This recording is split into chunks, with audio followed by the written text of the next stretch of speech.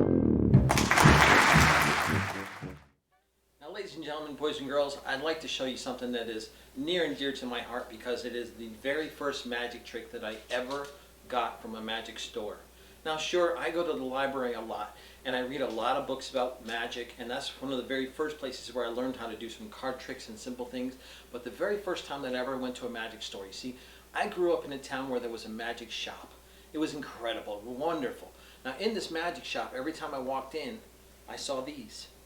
Now, these weren't all rolled up like this. They were actually laying out on the table. There was a very, very large piece of rope. There was a medium-sized piece of rope and a little tiny piece of rope.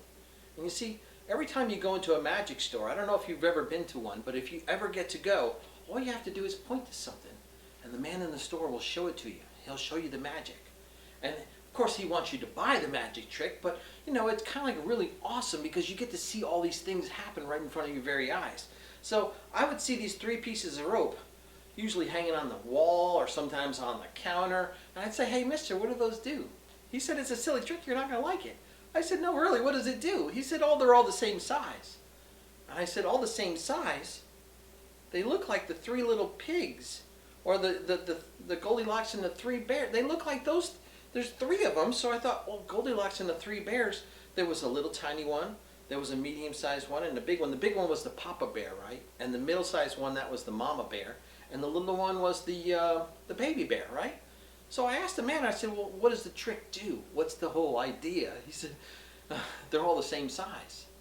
I said, "No, they're not the same size. I could, you guys can see that, right? They're not this." Well, I asked him, I said, "So how do you make them all the same size?" And he said, $5. So I gave him the money and he told me the secret. He said, "All you got to do to make them all the same size is put all the ends together." So I held them in my hand, I lined them up so I had all the ends together, and I tried to make it work. And I said, "Hey, mister, it's not working. They're not the same size." He said, "Son, you're doing it all wrong." I said, "What do you mean you're doing it all wrong? I got all the ends together. You see, 1, 2, 3. He says, "No, no, no, no. See, there's 3 ropes, and there's 1, 2, 3, 4, 5, and 6 ends. They're all 6 ends.